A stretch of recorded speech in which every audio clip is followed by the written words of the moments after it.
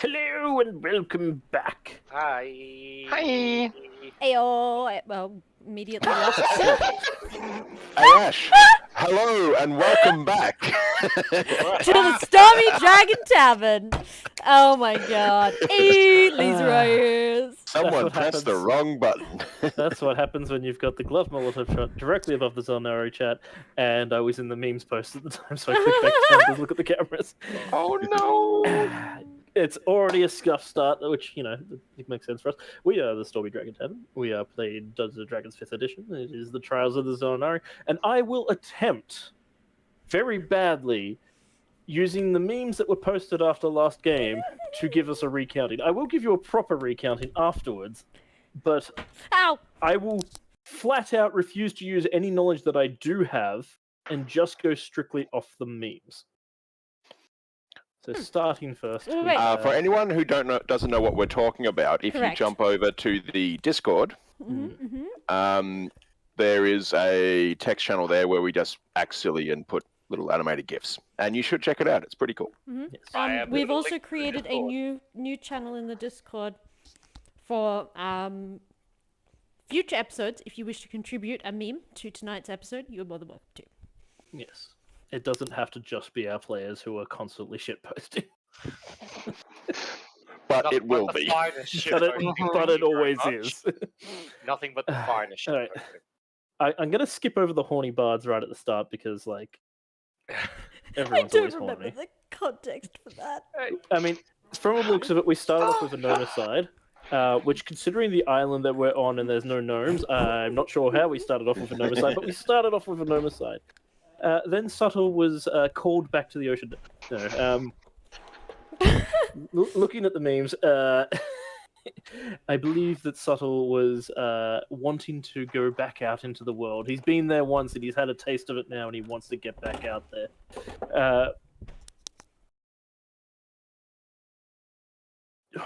Who was it? Someone got a bit too touchy-feely and tried to give hugs, and it was very much nope. And moved back away. Then Storm was like, "Father!" Ha, Pappy. I do kind of remember what happened here, which was Storm got pissed off at not Feather. No, I'll get there. My brain, it hurts. Subtle Wing? No, not No. Subtle. Swift? No. No, it is Subtle. Oh, no, it's wait. not Subtle. No, No. that's not the one you Whisper? got pissed off at. The head of the order, was it? Yes. Ah. My brain has gone completely dead. Breath of Air. Got pissed off at Breath Breath of Air. He went to strike her. Atua went no, and is just like, I'm God. Something was said about Subtle that was basically demeaning of him, and he's just like, guess I'll die. No, I think it was just like we were making some broad generalization, which we forgot Yeah. to include that he wasn't included. Yeah. He's just like, I think it was Storm who was making the broad generalization, and he was just like, guess I'll just go there. I'm gonna assume that something was said about something bad happening, and the rest of the party just like, yeah, totally, not us. More daddy jokes were made. There will be a lot of those, unfortunately. Will constantly happen. The party have acknowledged the fact that they share the same brain cell. Shouldn't hide it. Storm apparently did a nice little dance. Someone became very sus and very dodgy. Some deeply tragic news was revealed, apparently. Then the kiddies had a little bit of a fight. Someone was yeeted into existence. Oh wait, no. This is where Tua got aggressive and was Daddy no likey. Daddy no likey. Oh my god. What Then even is this apparently we life? made it to the second day. No. That was being remarked that there were 48 hours left. Yes. There are 48 hours The remaining. dawn of the second. Some conversation about the village came up. It was left up to a tour, apparently, the decision, which is not true. It was not left up to a tour, it's left up to the village. No. Her voice, being the voice, was left to her. Yes, she is the captain now. I She is am the the voice. captain now. Storm shouldn't be in charge Nobody of puts anything. baby in the corner. I can't remember the context of that one. I do. Okay, go on, please. Kovac was told to go and cast her ritual spell in the corner.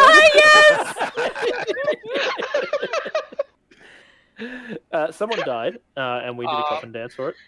Oh. No, that was us talking about how Dead bodies. we have to carrying the bury the remains of the Yes. original speaker. That's Oh, right. it's stone shape to move a dead body. Yes, and then that's right, yep. you questioned what would happen trying to bring the body up through the portal, and so of course it's the Skyrim gif of the person just flailing attached to the wall. Probably accurate, and then the dragon as well. Good luck and don't fuck it up. I think that's just the motto of this party. And then eating popcorn, so I assume there was a fight happening, and everyone else is just sitting back, just like, yeah, yes, the Popcorn. delicious. Poopy god. Kovac was attempting to translate it, everything that was happening, including her own speech, to everyone,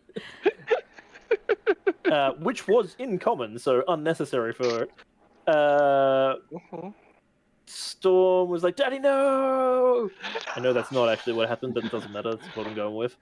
And then there was the official polling, so the vote has been begun. Subtle is heading off to give the lowdown on everything that's happening to the village. Apparently, this was quite surprising and terrifying, and God is watching you. But of course, the party is not worthy. But you are looking at a demigod. And Storm is very proud of that fact with, yep, that's my dad. My dad. I mean, with pecs like that, come on. Touche. Boom, boom, boom, boom, boom, boom, boom. Another motto which I think is perfect for the party, oblivious. I don't know why, but now Subtle is in drag. Excuse me? Oh, Hell nah. Which I believe was the reveal of the personality of the second tome of Misspells. Yes. yes! What was her name? Bruna. Bruna.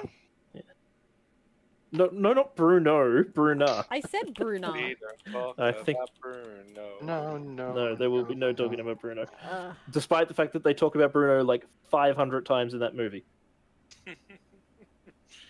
So, okay. that's the unofficial memes highlights. Also, pretty much does actually sum up what was happening.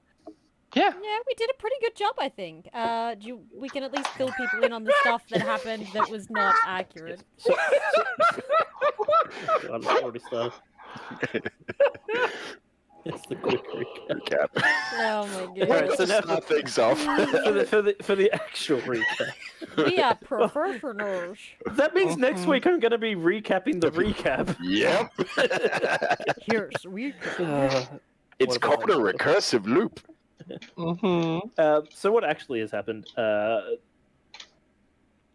was a lot of conversation that was had. The decision has Storm has decided, despite the fact that she has been chosen as the speaker for a tour, and the decision ultimately is resting on her.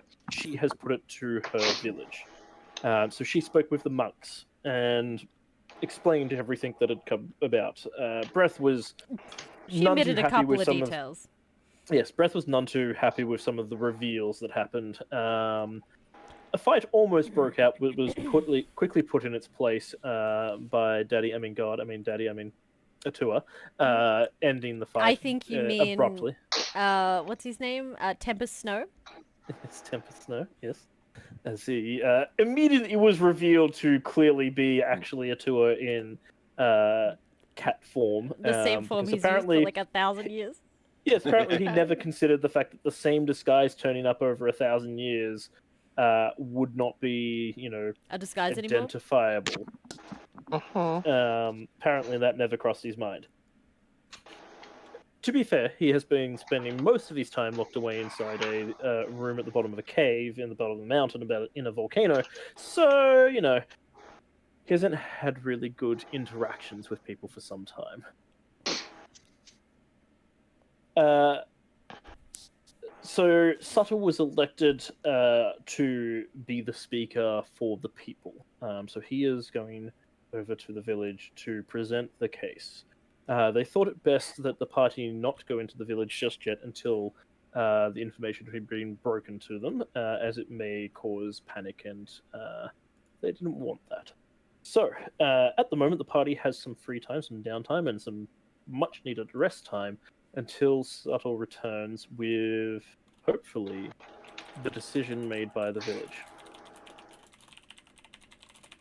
So for the moment, you have some free time. There's no pressing matters. No one's trying to kill you. Peaceful. For now. For now. That's nice. Do we know what to do with downtime? Because we haven't had any for 20 episodes. What's the downtime? I mean, we can take a short rest if people need a short rest. I would like a short rest. That would be fantastic.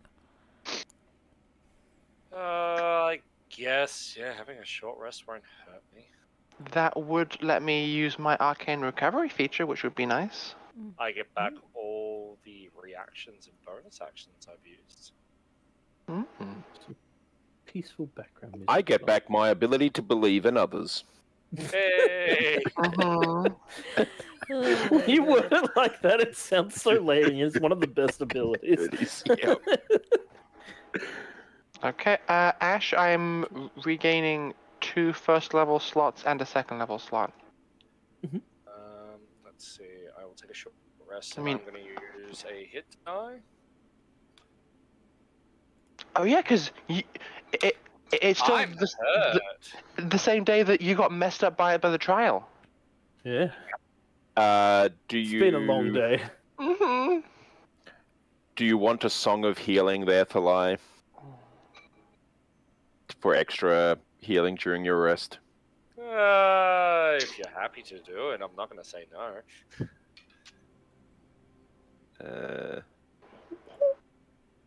I don't need that much healing, like only 27, so it's much. So I start working on some tunes as I'm during a rest, just relaxing, playing the lute, and you get an extra d6. Nice. Is that Ooh. per hit die or just the 1d6? If you spend 1 or more hit dice, each of those creatures regains 1d6. Yep. So everyone who decides to heal at the moment will get an extra 6 hit points. So, Storm, were you still beat up from your fight with the demon doppelganger? Yes, absolutely. Yes, she's been sitting on like 1 hit point this entire 12. time. 12. God. She did heal herself a little bit. Oh, I recovered 20, so that's nice. I've gone from 55 to 75. Thalai, shall we do a bit of a dance around with attunements? I can take back the slippers, and you can attune to one of your other items. Can you attune on a short rest? I thought it was a long rest. Yeah. No, it's a short rest. Yeah, no, I gave you back those slippers, so yeah. Okay. Reattune to the slippers. I've reattuned, and I attuned to my animated shield. Just a quick, Excellent. because I was doing setup things for the stream and I missed all of it. What do I get as a bonus to my hit rolls? A d6. Yeah. So Let's see. if you use any number of hit die, you get to roll an additional d6. Oh, okay. So don't forget your hit die. Also add your con For per every- dice. Yeah, Yep. per Pretty your sure. per hit die rolled. Yeah. Yep. So I Okay. used a 2, so I get plus 10. Is there a reason why you just didn't use more? I didn't really need. Alright. No, fuck it, I will use it. Because like That's a good point. Okay. when you have a long rest, you get them back. So You get up to half back. But But still, you don't know when it's gonna have a short rest. And who knows? Perhaps the town shall become riotous, and we're gonna have to fight them off. Storm is only sitting on about half health after a short rest. Oh, Okay. couldn't you spend more hit dice? I could have, but the way its short rest works is you're meant to choose and elect how many dice you're using. No. you can go at a time, so you can roll 2 and then decide. I'm That's on. pretty I'm sure gonna use more. Rules Nope, is it's, written. nope. Rules is written is you can do it that way. Yeah, Otherwise, rules I couldn't written, have- you can choose Otherwise, as I many as you couldn't have want. just chosen to roll a 3rd hit die. Yeah, you absolutely can. Okay. Be how at your the best. player can decide to spend an additional hit die after each roll. Oh, okay. I didn't realize that. My Yeah. apologies. I must have misread that. Oh, good. I think maybe 4th edition you could, and I can't remember though. Yeah, That- they change that every Possibly. edition. That It's been a feels long time since I Yeah. played 4th. so. So who is in the room with us at the moment? As we're resting.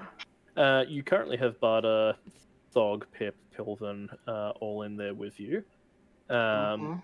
All of the monks have gone down to the village. What about Atua?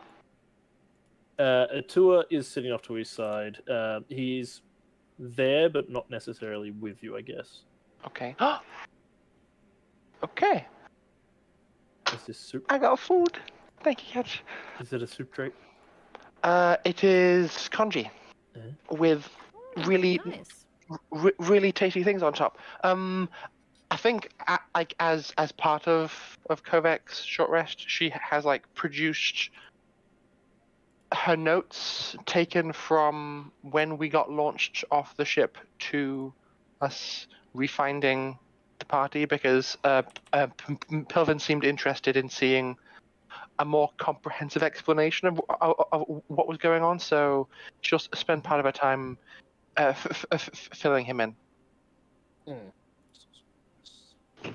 I think he would greatly appreciate that. And then once she's done with that and she's reattuned to the slippers, she's just gonna walk on the ceiling for a bit and just go.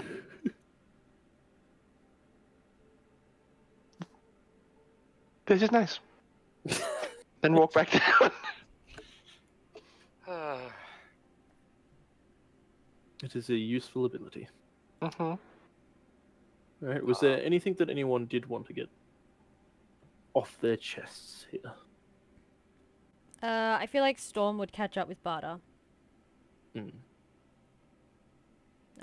Possibly sit and talk with Atua some more, but it would just be, conversational stuff. What about you, Thalai?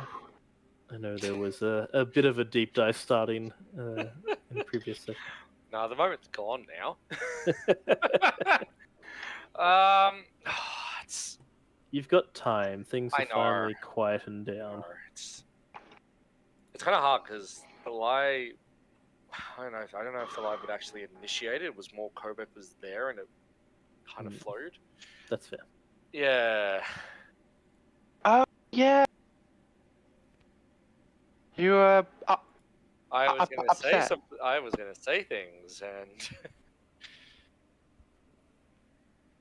and then a giant column of light. Mm-hmm. and all the Happened. magic disappearing. The ultimate interrupt. Mm-hmm.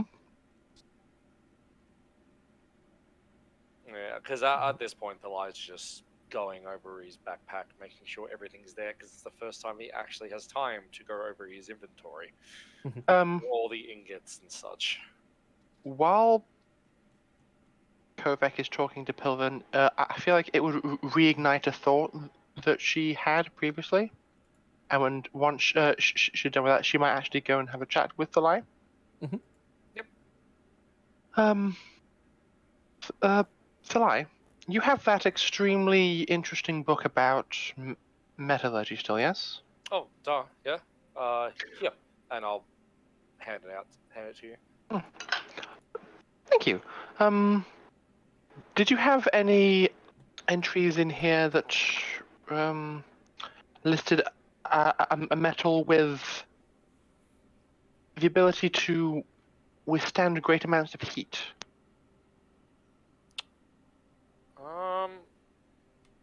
I don't think there was one because I don't have the book open in front of me. Hold on. I don't think there is something for heat. There are a number of them that require extreme heats to be able to put it into a forgeable state, so they would be quite resistant to most heats that you would come up against, but not in a magical sense. Not something that would give you resistance or anything like that.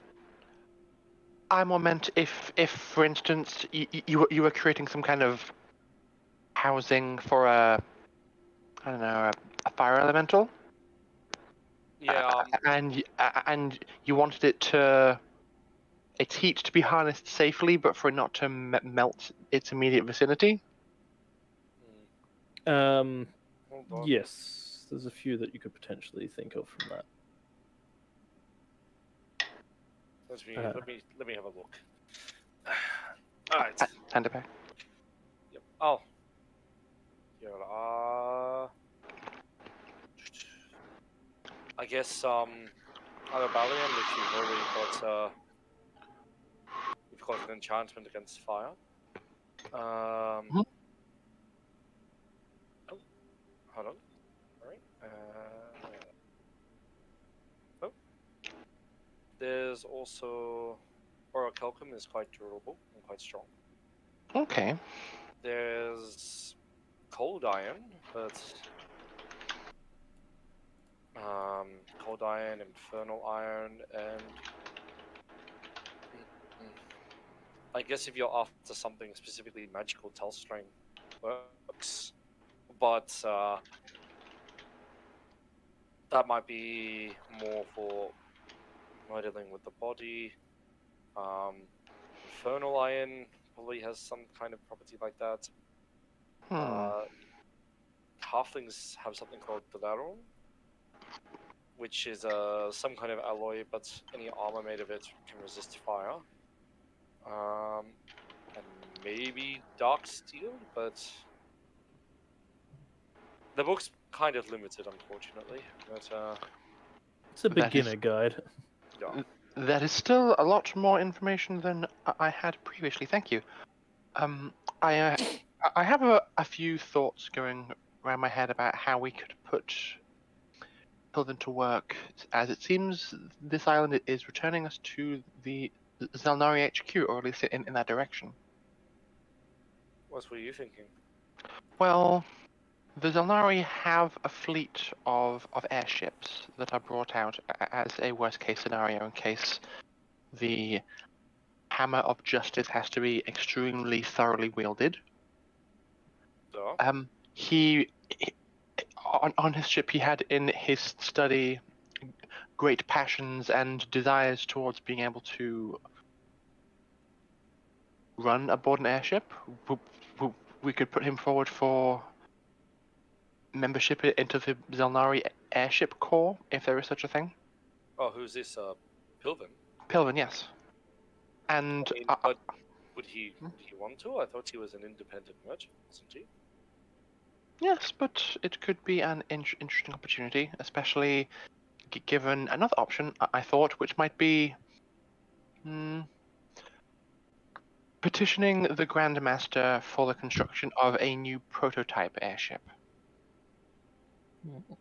If we could get some funding from the Xel'nari, we could leave him to manage the construction of this vessel at Xel'nari HQ while we go about our business, and then once I learn a bit more magic, we can attempt to run it. I mean, it's one thing for me to go on a large wooden thing and float on the water. It's another thing to go on a large wooden thing and fly through the air. I like my feet being on ground, Kovac. Yes. However, having to travel across the ground, it can at times be woefully inefficient. You wouldn't believe how fast some of these vessels can be. And the faster we move, the more people we can help. If we were meant to fly, we would have been given wings. I have no My wings, personal belief. but Then thus we should not need to fly. there are mages who can fly. I haven't put my academic attentions in that direction yet, but I've been considering it.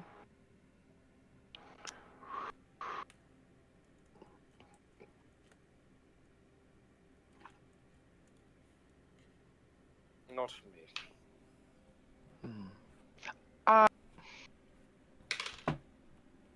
And I'm looking a bit uncomfortable as if I've just thought of something, but Are you scared of heights, Thalai? no. I live in mountains, I'm not scared of heights. Then why would you be scared of flying?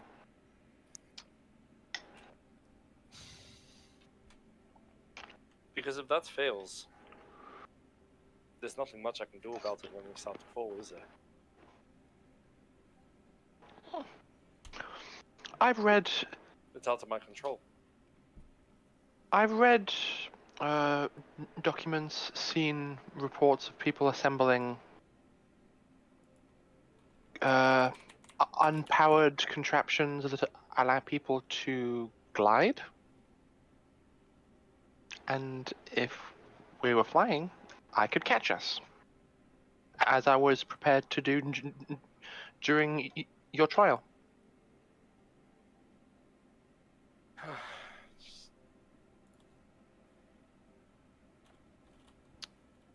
I don't know. Just I respect this may be a new concept for you, and I will leave you to dwell upon it. But this is something I'm hoping to pursue, and I would appreciate your willingness to try.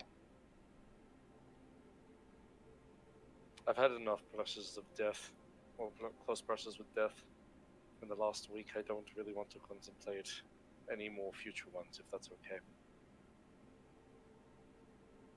I can appreciate that. And I walk off.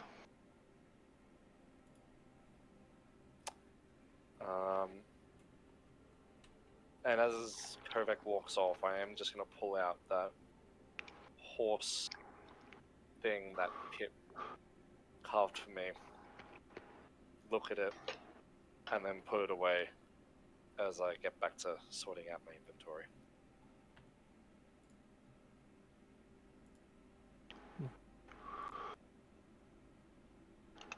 Okay.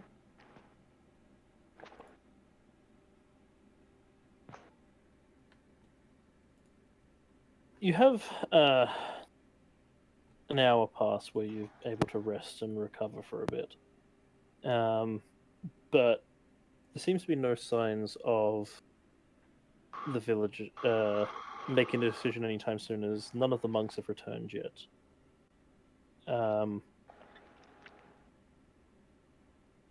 Seems you probably will have a bit more time to yourselves than you expected. If we're left with enough time, Storm will actually wander out and collect. She'll forage, and she will actually start making food. She is, in fact, proficient in such things.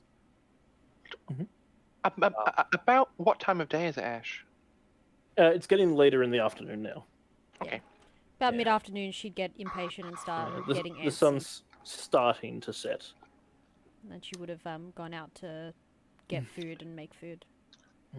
If Storm's actually left Barter alone for a bit, Thalai would like to make his way over there. Yeah, okay, no problem. And to speak with Barter.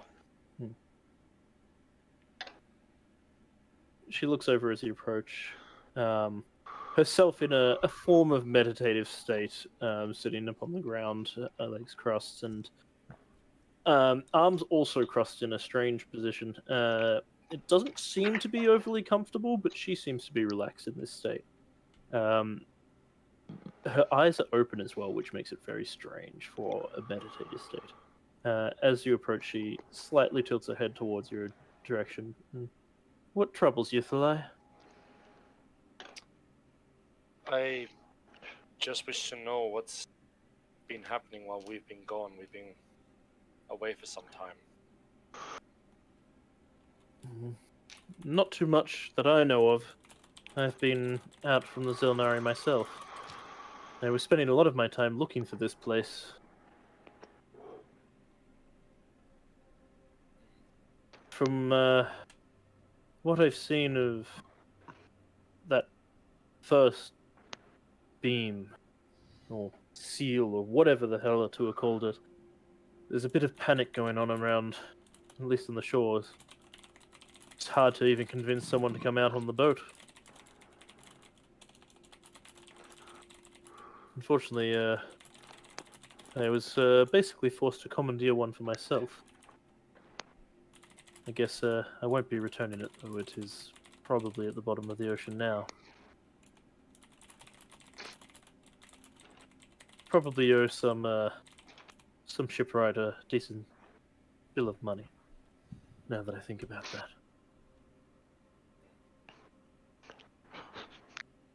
I imagine there will be a lot of panic going on, which means when we return, we will probably be put onto some peacekeeping duties. Dispersal and finding out more information. No doubt they will have more information for us when we return.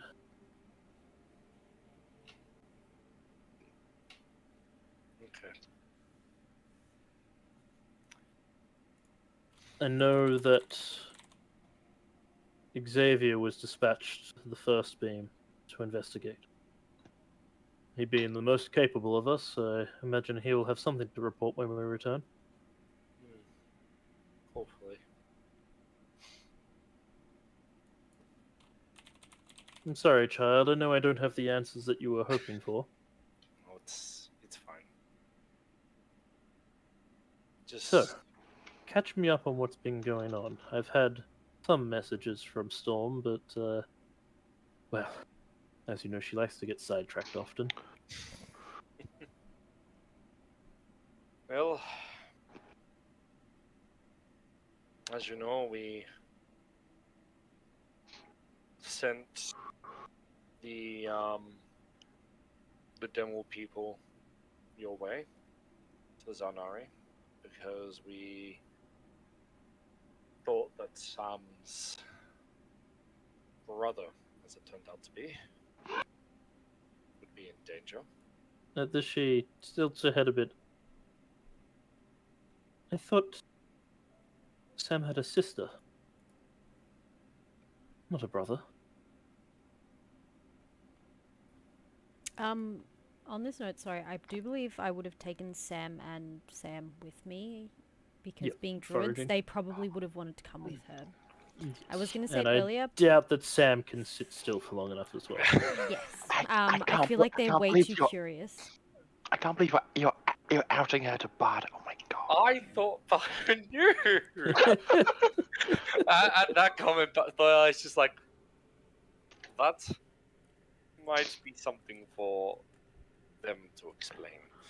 I thought you already knew.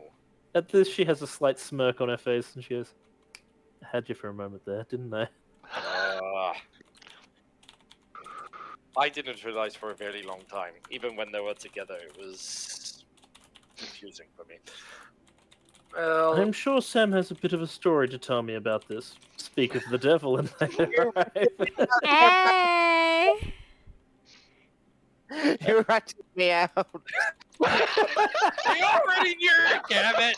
They already knew! Ratted me out, you rat bastard. I didn't know! It's okay. Anyway, I have to run away again. See you We love anyway. you. Not the mood. Bye. Bye. Oh, That was perfect. that was pretty good. I love Oddy for that. Just Yep. mwah. I'm sure Sam has her reasons for not telling us the truth. Everyone has their reasons for joining. Well, we managed to find ship in, Pilvin ship in Sailed the coast. There's a kraken, as I'm sure Storm mentioned. Do you guys know that Storm spoke to the Kraken? Yes, you said- did yell out to them Oh, that's to right, stop yeah. fighting it. Yeah. Storm convinced it to stop attacking us. I'm not sure how, but That's Well, most impressive. then we reached the Kalashtar lands. They let us travel to a village where its people were ensorcelled, enslaved. Regardless, they weren't exactly.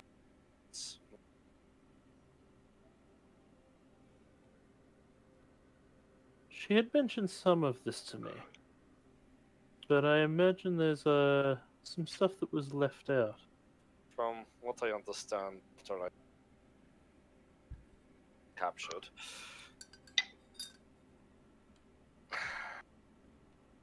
and interrogated, there was some kind of curse obligation placed amongst the Kalashtar to protect themselves.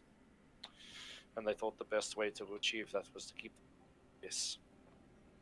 If they don't leave and thus never get in danger, they're achieving what they're supposed to do.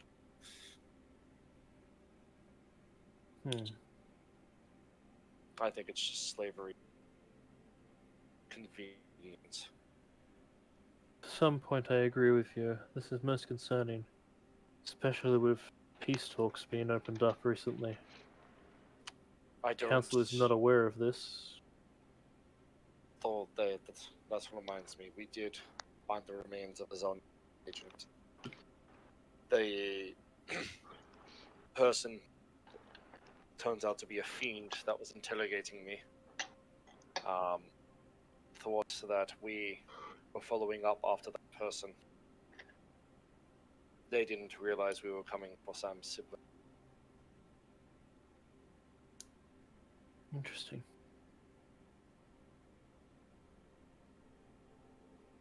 That is two of these things we've found now. There was a third after we escaped from the Stormlands. It attacked our ship, converting the Kalashtar crew into a fiendish, dead army ship before it was destroyed. One by a pyramid appearing from the waves and the storm ripping apart the other. Intriguing. Third, and this one seemed to be hunting you.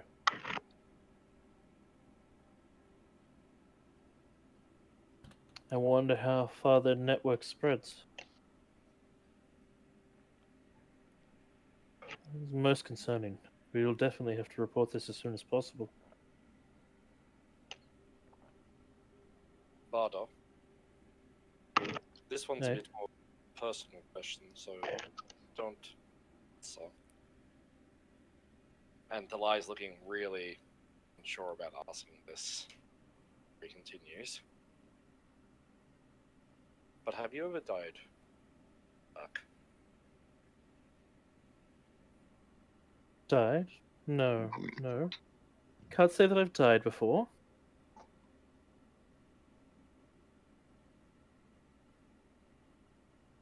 What are you hinting at? I died in that town, Bardo. I was causing a distraction, so Storm escaped demo bounty hunters to question them. And during the fight, I was knocked down, and I remember feeling swords stabbing into me and passing on. But then I came back.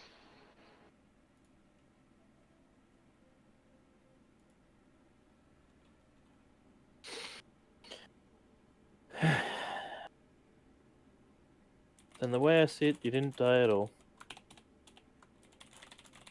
No, this wasn't just unconsciousness, but being unconscious in This I was- know what you're saying, but you're still here with us. You're still here. But I still died. You may have... How to say it?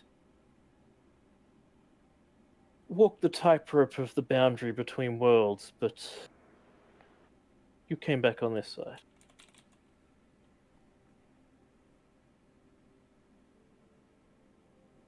Do you know how you came back? Not exactly. I just know this, and I'll pull out the horse that was given to me. The horse thing.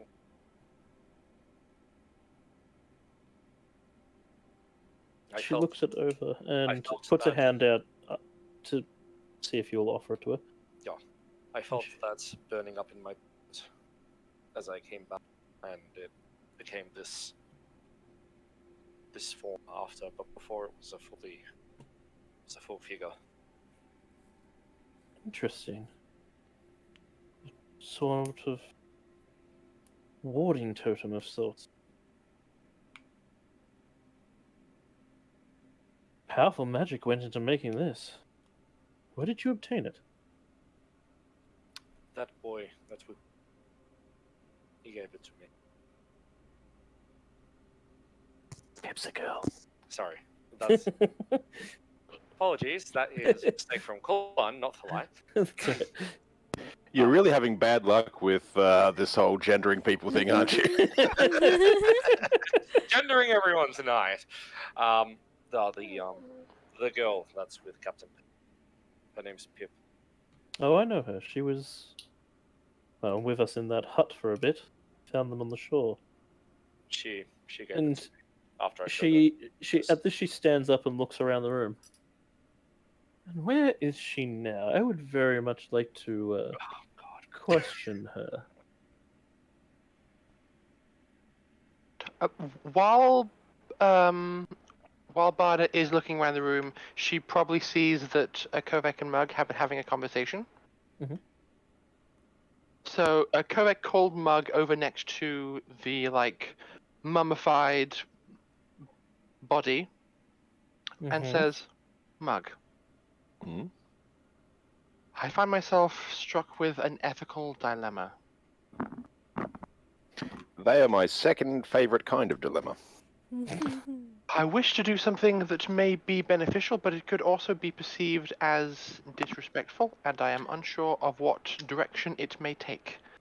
Are you going to try and steal the book out of Storm's bra? No. Okay. Because Because that does fit that category. I have in the bag of holding the remains of the Xel'nari agent recovered from the Elven town. Before us lies another body. Both could possess useful information. The Tome of Misspells I have has a spell that says it is Speak with Dead. Mhm. I am sure that this is not the case. However, I am wondering if perhaps it does in some way interact with Dead, and I would like to attempt to cast it on one of the two to see if it will potentially yield something different but useful. But Or if it's- depending, Hmm. but depending on how you could spin the words "speak with dead," I don't know if it might do something rude, it could be. Steak with dead. It could be staying with dead. It could be sneak with dead. It could animate the body and make it really sneaky. I am unsure of where the humor would go. I kind of want it to be Speak with Ed. And Ed is just some guy in a cave somewhere with a big cigar going and say, "Yeah, this is Ed, what's up?" That would require removing 2 letters from the same word. I think that would be. But this is the second book. No, the first book. Still, Ah, it's... Okay. mine contains a Speak with Dead. So I am. You are a wordsmith, so being able to perhaps bounce ideas off each other could be beneficial. Also, if this is deemed highly unethical, us being able to determine that and therefore not wasting time would also be helpful. As strange as it might sound, I think you have an answer already within grasp. That it's not ethical? No, that it is. You could do the scientific method. If we were to get a fish and catch it and kill it so that it could be prepared for dinner before we or any other animal. Fish is probably not the best. And you cast the spell on that. I think there is a bit more of an ethics there of like the harm that it could cause to see if I don't know, let's say a pigeon or something gets, if a pigeon gets sneaky or whatever else. That is a very good point. They did serve fish this morning. And... the fish this morning is in no fit state to talk. It's divided between all of us. Yes, but people don't normally consume the head of a fish. And in theory, the head is all that is required. They're cats. For, They eat all of for the fish. They do? They're cats. They eat all of the fish. Just some nightmare fuel there. It's just a fish head just like, hey Dave, how you doing? Can I just quickly make a jaunt over into like the food preparation room just to see if there's like any dead fish being stored in preparation for being cooked later? Yes, you may have a look. Okay. Roll me an investigation. I'm good at these. 11. All right. That was not as good as I expected. I know. Was that rolling a 1? 3. Okay. I was going to say Sam is also not nearby to make it a reroll. Yes, you find actually a number of fish in a barrel in amongst a whole lot of salt. Okay. They are being preserved for later. I'll pull out one of those, and I find it interesting narratively that, like, not to overstep Ash, but I feel like it would be funny if Barda was all like, "Where's Pip?" and then she just sees Kovac enter with a fish going, "I got it!" Barda just looks over. You're not touching that one. Excuse me, Thalai. I'm going to go find a little rapscallion and question her. Oh, good. And she gets up and starts walking around the cave trying to find Pip. All right. I'm very curious to see how this turns out. Okay, I will put the fish down upon the ground to get all ready. I'm going to pull forth the spellbook, and I'm going to cast Speak with Dead upon the fish. Okay. I don't need to be able to communicate with it. I just need to see if there is a visible reaction of, like, it coming back to life, because then I'll know if it works or not. Speak with death. What?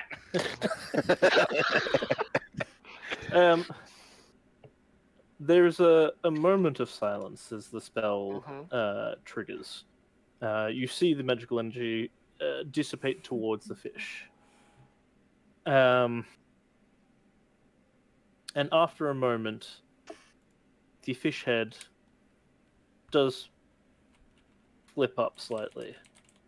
Oh. And it looks towards you, very confusedly. As much as a fish can look confused. And then you hear a voice that is very familiar to you. Oh. Kovac, dear. What are you... What is this? How can I see you? Isn't your father? Speak with Dad?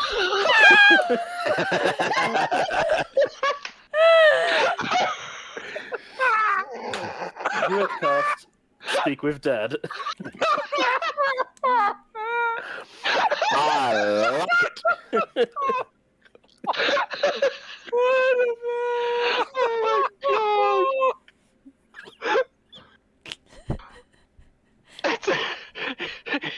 It's a dad heavy episode. Oh my god! No, I'm getting the daddy memes.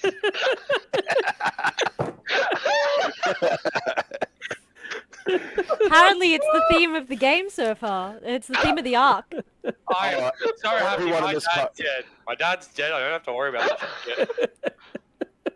Okay, I need to maintain my composure. Oh god. Okay, Kovac will look down at this fish and say, "Oh, father, this was not one of the anticipated outcomes of this spell. Huh? What are you talking about?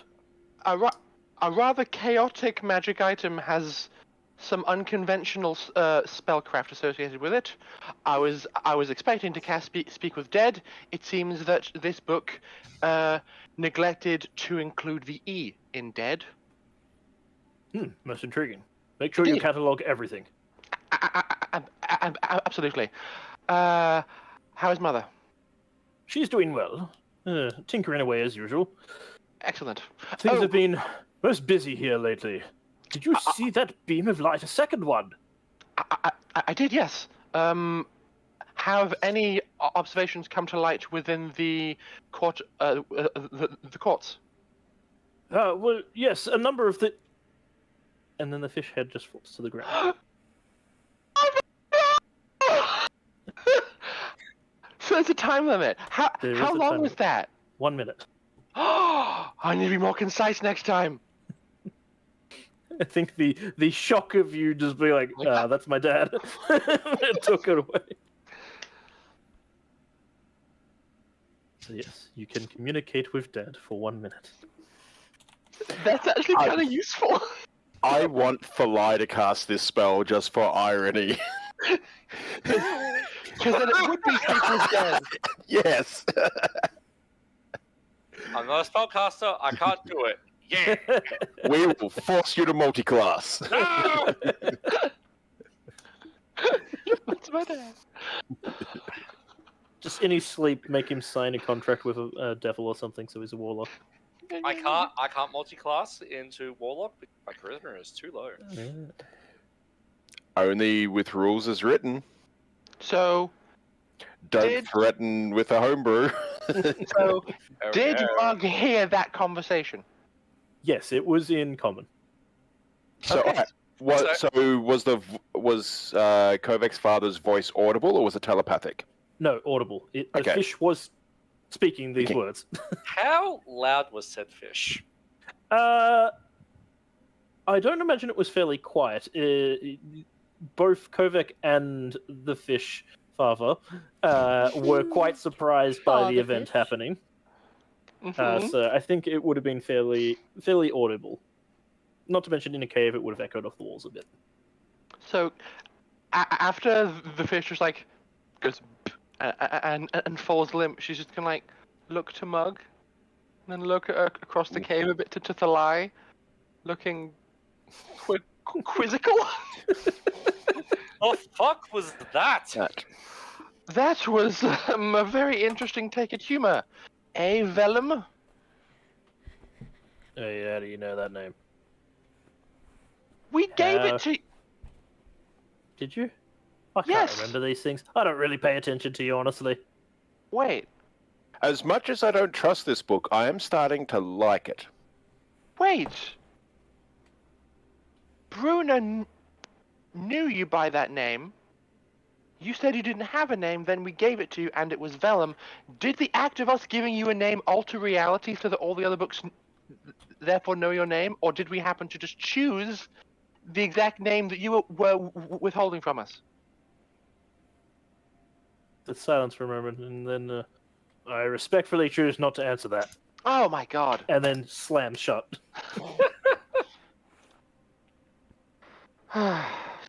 Storm, Would you like to trade books? She's nowhere to be seen. Where She's is off she? foraging. Where is she? She said something about she won't lick a mushroom and then ran out of the cave. Don't worry, I won't lick the mushrooms! Yep, and then was gone. I'm glad that she's learning. Ooh. She's already licked all the mushrooms. To be fair, I believe she already licked all the mushrooms on this island before she found Yeah. Yep. Absolutely. That is still learning. So Unfortunately. that didn't seem to work as planned, shall we No. say. However, my father works as a scribe in the more noble courts of Tanzanite, so I will be trying this again, and I will be informing him of the location of Captain Pilvin's crashed ship, so that the chest that was meant to be delivered to the Tanzanite Queen can be recovered. Oh, I do believe you mean the great hero, Captain Pilvin. That is not the kind of embellishment that we would give ourselves. Is it not correct and factually accurate? Heroism is subjective. Hmm? What would you say to someone who faced down a kraken, a mythical beast of the oceans, to save the lives of strangers they hadn't met?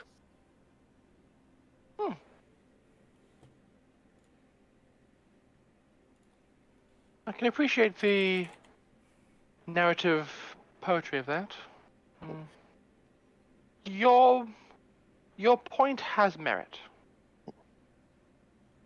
At this, Pilvin actually interjects.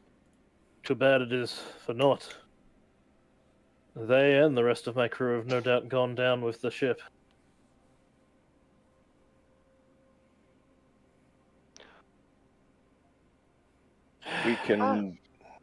We can see if there's any way to contact them, perhaps tomorrow. I doubt they would have survived that storm. We're lucky enough that we did. Its arrival is as mysterious as it is spontaneous. There is a philosophical question. Did the storm come to us, or did we go to the storm? I believe from what we were told, the storm came to us because Storm asked for the storm. And it calls me. But at some point, we changed location by many hundreds or thousands of leagues, correct? I don't believe the island can travel that fast, I would not think. It's magic, who the... So surely at some point we went from where we were further east by magical means. Actually, no. I produce the map and I say, the island must have been swimming all this time. We aren't terribly far from where we were sailing from, so I suspect the island arrived and is now carrying us away to the east. I thought when you looked at the map... is more accurate. Oh! Days' travel, In fact, at the very least. At least a week's travel. So this island is extremely fast? You don't know? Or when the magic was called of Atua, we were brought near the perimeter of the island. It would be easier to transpose 3 vessels as opposed to an entire island. Though, if that were the case, I see no reason for the other 2 vessels to have been brought along at all. Hey, Atua! Yo, goddaddy, what up? You get no response from him. He is sitting, levitating about a foot or 2 off the ground, in a meditative state.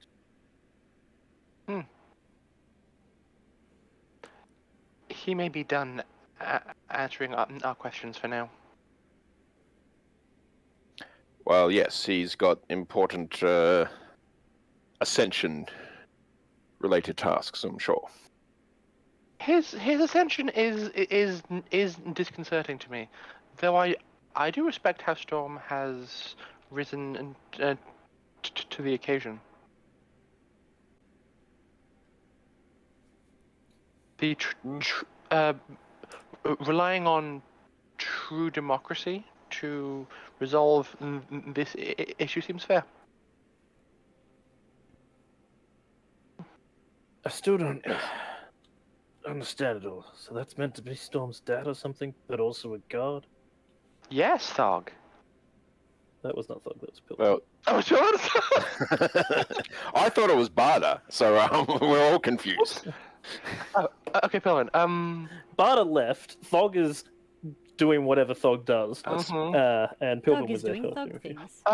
Yes. I feel like Thug probably wouldn't have let Storm wander off by herself, to be Probably honest. would have gone Yeah. with you, yes. Yeah. He's probably the one licking the mushrooms at the moment. Yes. So, Pilvin.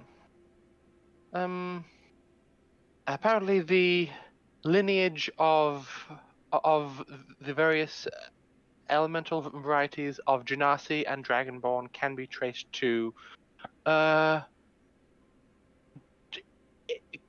intermingling of species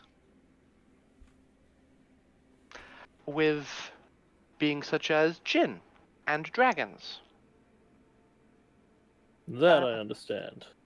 It appears that Which this part was- don't you understand, then? Which part is confusing for you? He's meant to be a god, right? Like, gods don't exactly walk amongst people. He is not a god. He described himself as a greater Jinn, so he wields godlike power, but is not, in fact, a god. At least not yet. And I believe his ascension may be attempting to remedy that. Or he might just be some sort of very niche god. It's hard to say. But he was mortal enough to father a child. He Perhaps won't be winning any Father of the Year awards, but still. he did demonstrate the ability of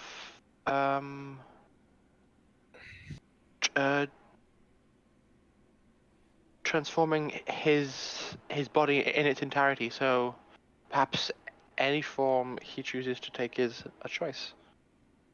I wonder if This Pilvin reaches into his coat and pulls out a book and quill and starts writing it all down. Yes.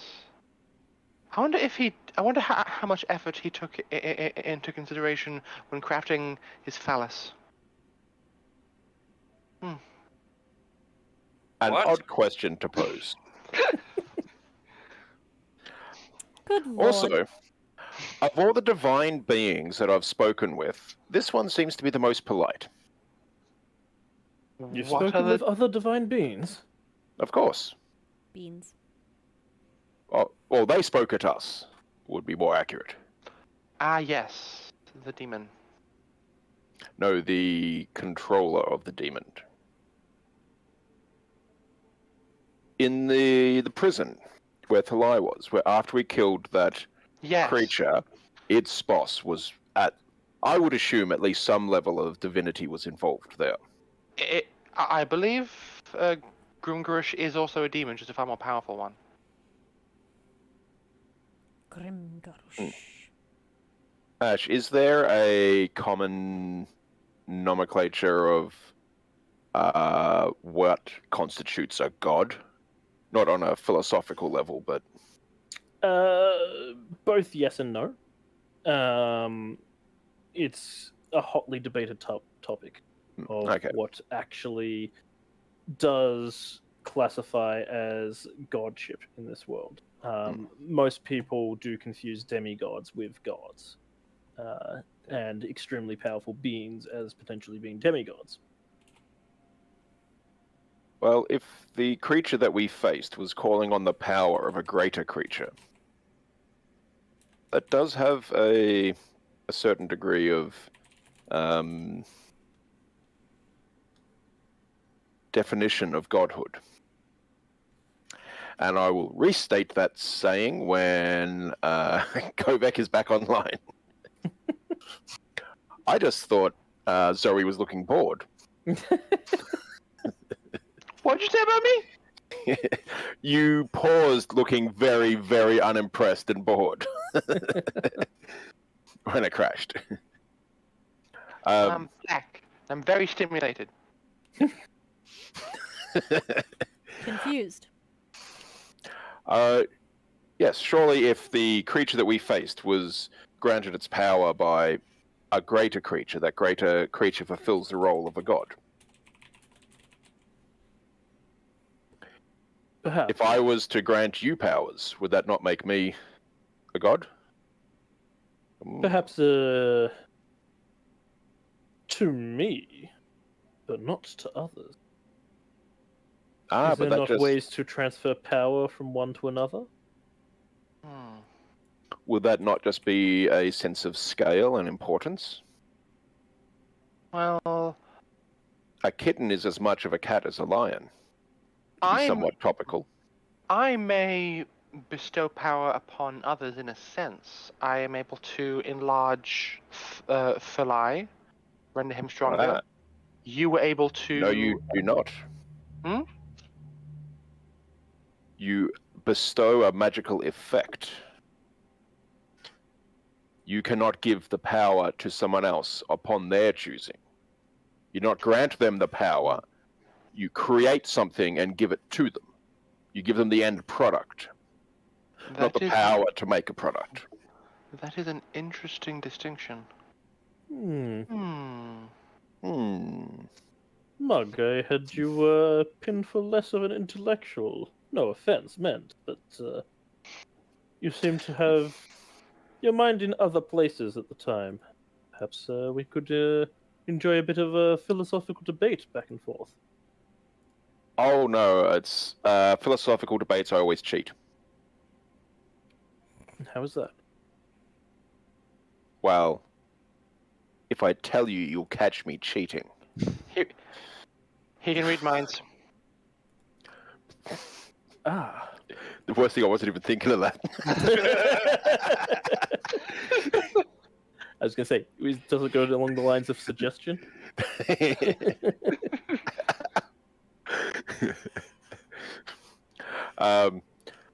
Discussion, yes.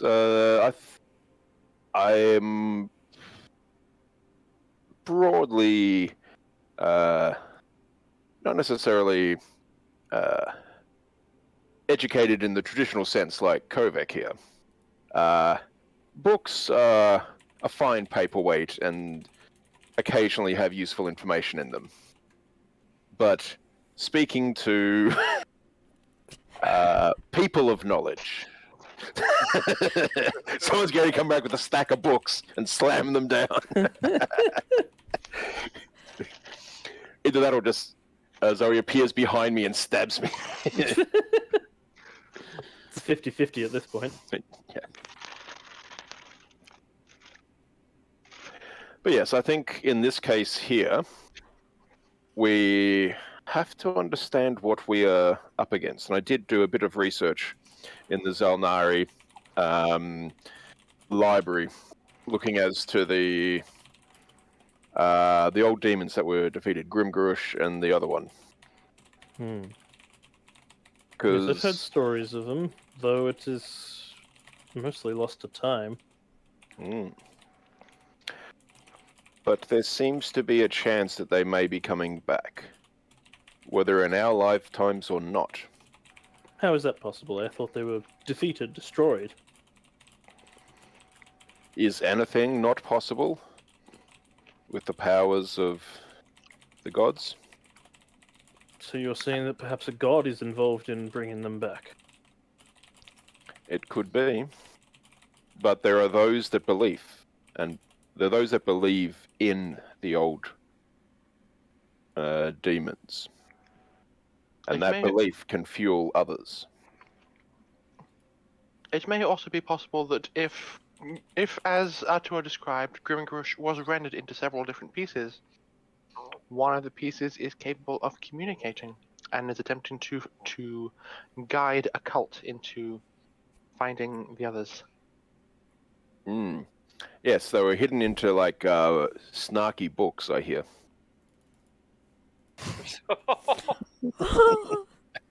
Charming. We don't know that they're not, to be honest.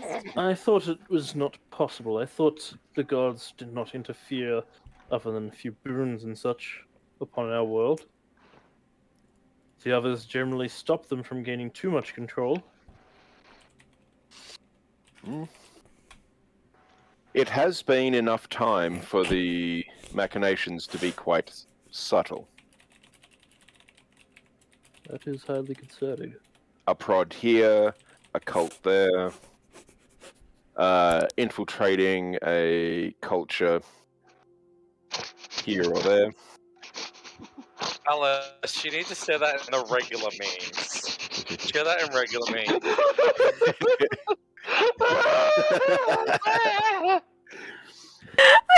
I looked up Demon God in memes! I was not disappointed. Okay. I gotta say, that is the best way to blow out your birthday candles. I am so sorry. I did not mean to interrupt the moment. I just... Sorry. If anyone who doesn't know, you can check it out there in our memes channel. Oh. I found it by accident. Working with children. It's a great meme. Whereas I've just been disturbed by having that picture of the cat licking the screen for the last 20 minutes.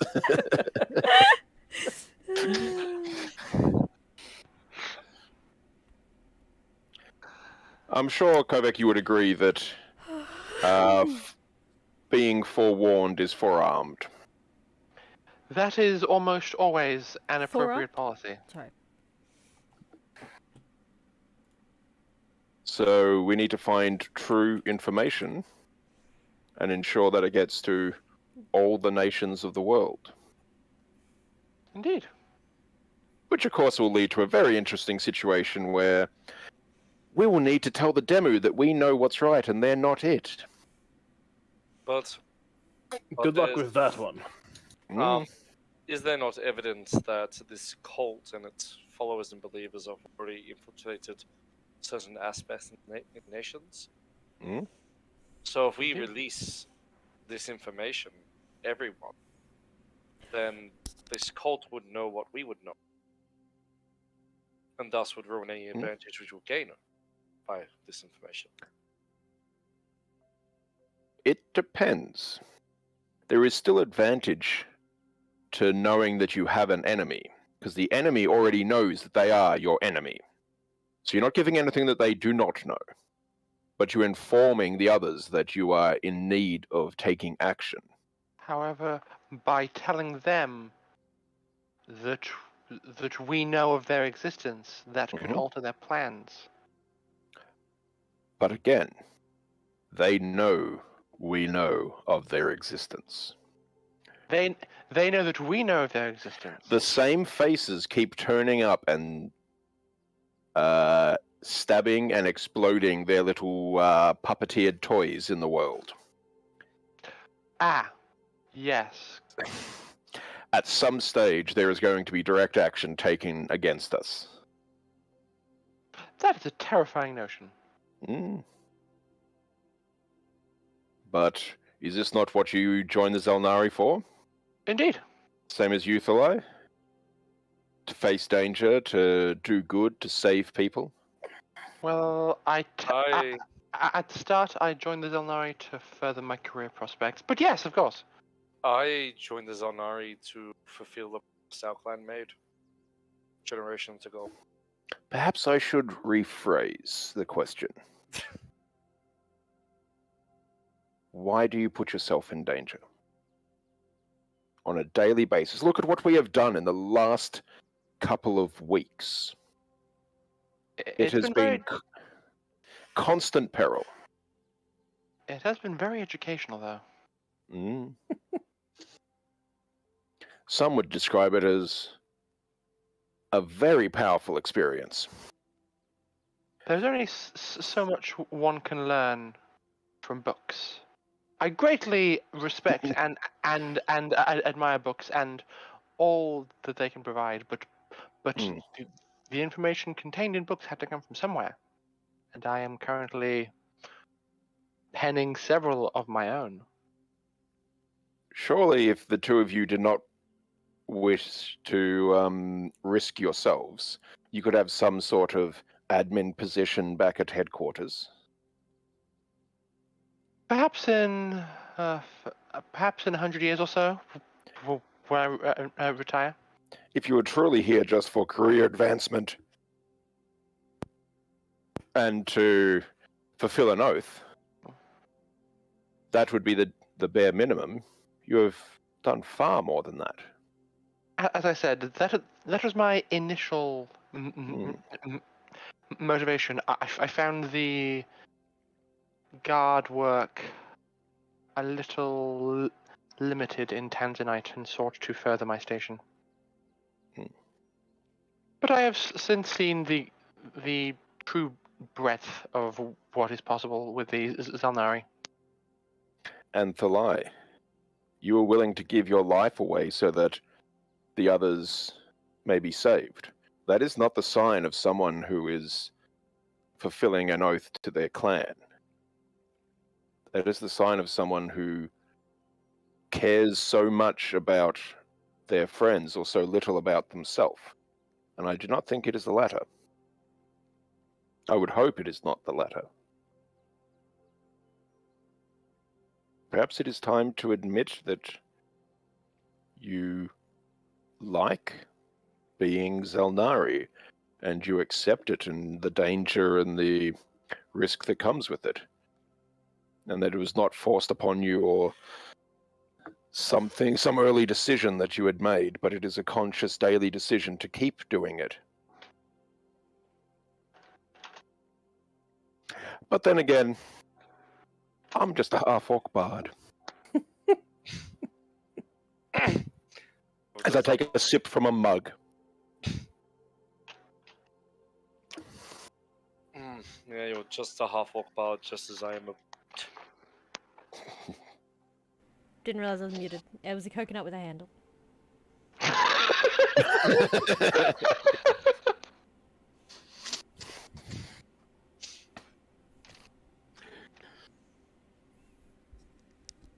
But yes, the what we face in the future, I can only see actually, as I do need to shadowing everything we've done in the interject past. quickly. Go ahead. Yep.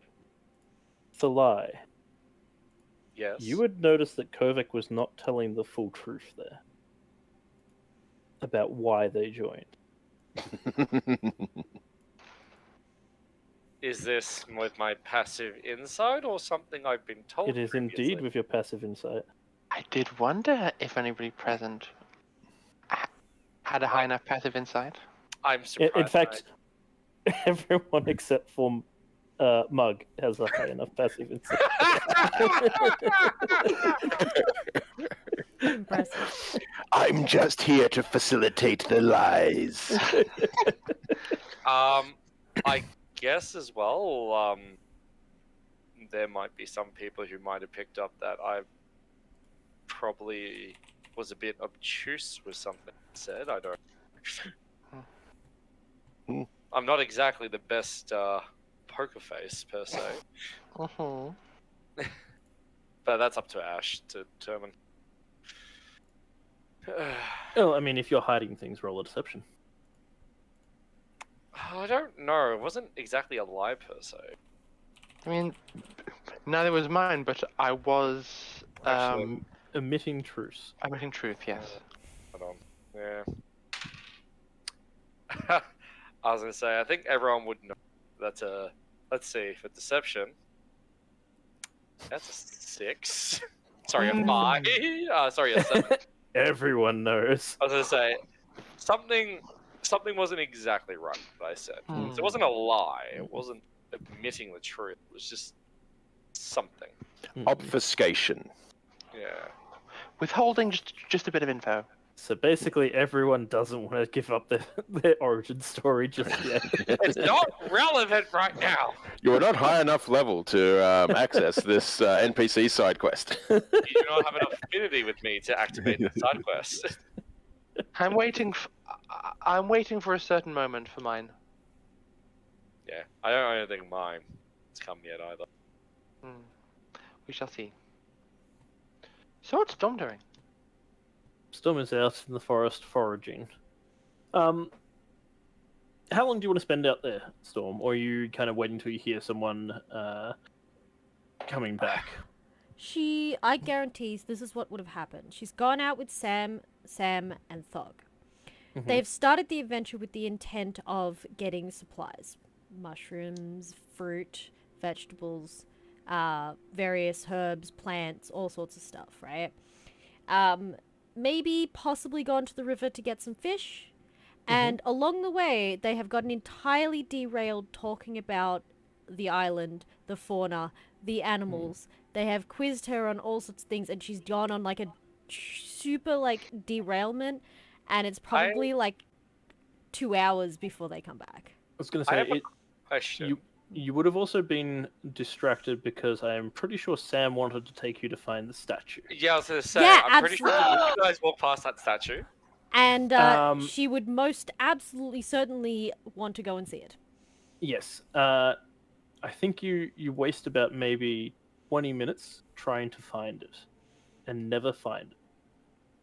And Sam keeps insisting, no, it's got to be right about here. Sam, turns to I the other know Sam this and is like, forest "No, like it the back should of be my right hand. There is nothing here. It But is it was looking right exactly as it here." was. Well, that's new. But yes, the statue is nowhere to be seen. Are you sure, Sam? Turns to other Sam. It was there. Like, it was there. Gave us up and everything. Well, I suppose maybe you just can't remember right. Maybe it's here somewhere. But You definitely hear it. It was pretty loud. are you sure it was not illusion? It looked pretty real to me. And that other cat lady, she definitely saw it. But still could have been illusion. It's not here anymore. Maybe. Yeah, possibly. It was from one of those seed things. And Sam pulls out the bag. Oh, no. maybe it is for the best that we cannot find it then. Maybe it is best that it was illusion. Could you imagine? What would you have done if you had have made pyramids appear here? That would have been very bad for the island. Would it though? Yeah! The island is alive! It would have hurt. But it's just like it. Yeah, I guess. I really wish Oddie was here right now. Because I want to know if he would throw one of the seeds to the ground. But yes, they'll eventually head back and just with like arms full of and Thog is the of course the carry bag. She most certainly could have put it all in her her boobs of holding, but no, she will not. Fair. Upon your return, Storm, you would notice that for some entirely unknown reason, there is a dead fish lying next to the dead cat man. And she just looks at him and goes, it is not tradition to bury the dead with food. They don't need it after they are gone. Oh no, that was my father. Your father is fish?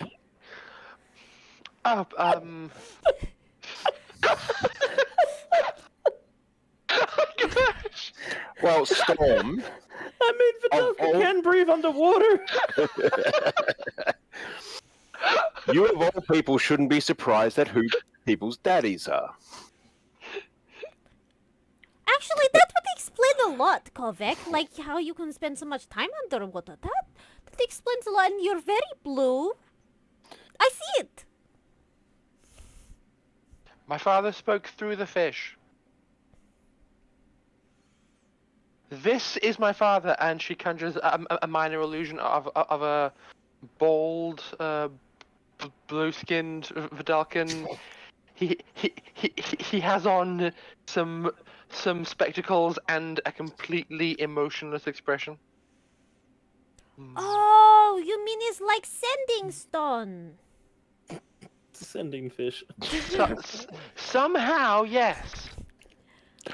I know it's completely irrelevant, but I want Kovek every time you cast this spell to use a fish. I don't know why. It doesn't need to be a fish, but I want it to be a fish. So, does this spell require me to cast it on a body, or can I just cast it without targeting a body and just like speak to the air? There's only one way to find out. Oh, are you villain? Occasionally. Well, Storm, we haven't heard back from anyone since you left. It's just been us here waiting, resting, and sharing information. Fog, that is an awful lot of everything you are carrying. Oh, yeah. We're going to Yeah, we make got food. Yeah, we're going to make food. Thug, do you wish to help me cook? It'll be like old times. I can certainly try. Okay, over here. There is a cooking station. Should we try and find Subtle or someone else? I feel uneasy us being left alone for this long. Storm's voice carries through the cavern. They will come back when they come back. There is nothing we can do. And purely to satisfy this one unlikely but possible variable, the cat could take the villagers in a fight, yes? Storm does What? actually poke her head back at this and goes, the monks are sworn to protect the village. Are you implying something? I have a long list of variables in my head, and I would like to be able to discount this one as a possibility. The village is very peaceful. They would not do such a thing. Excellent. So yes. Good. Ugh! It goes he's not against. wrong. It goes. It is fine. Do not worry. It is not going to happen. And she Yes. shakes her head and walks away.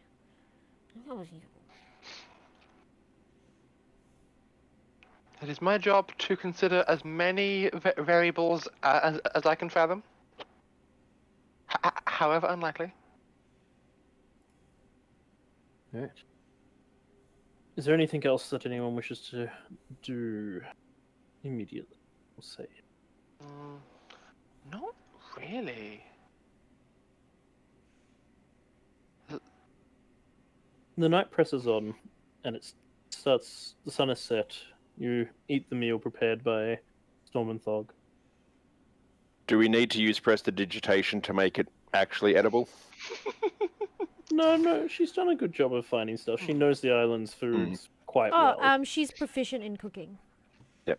So Yes, she's actually it is capable of one cooking. of her skills. Is actually survival and cooking. So she can do the thing. And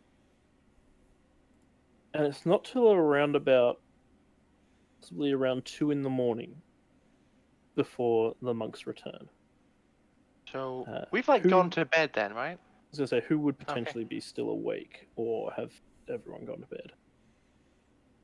I think we've had a hell of a day, so Yeah. Who would have been nervous enough to insist upon us taking night shifts? Kovac wouldn't have because knackered. So, I feel like Storm might. Okay. Barter's come back. Oh yes. Did Speaking of Barda which, has come back with Barda Pip? come back? Pip. So, I was going to say, Barda does come back roughly about half an hour before they do. So 1:30. Yeah, around about 1:30 in the morning. Wow. Oh, did Pip go to the village? Pip went to the village, didn't she? She does not come back with Pip. Oh no! She comes back with a pair of bloodstained shoes.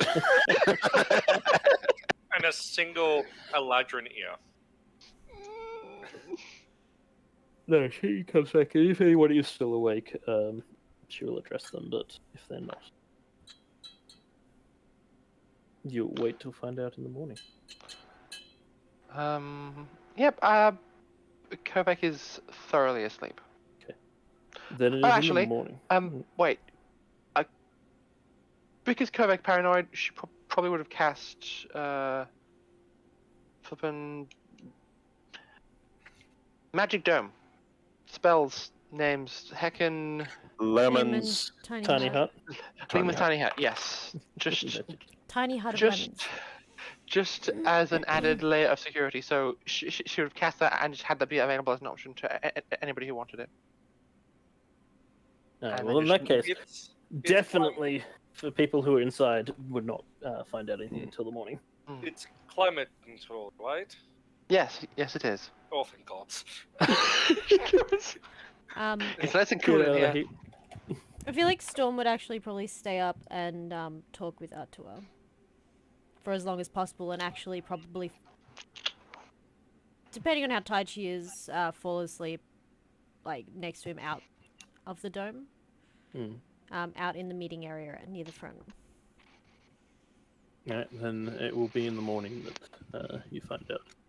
So you wake up to the monks standing at the entrance, as if they've been waiting for you. They don't look like they've rested much themselves. So do we get a long rest? You do get a long rest, yes. Yes! Yeah.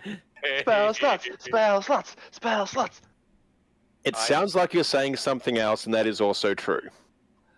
Spell sluts. Yes. That's what I heard too.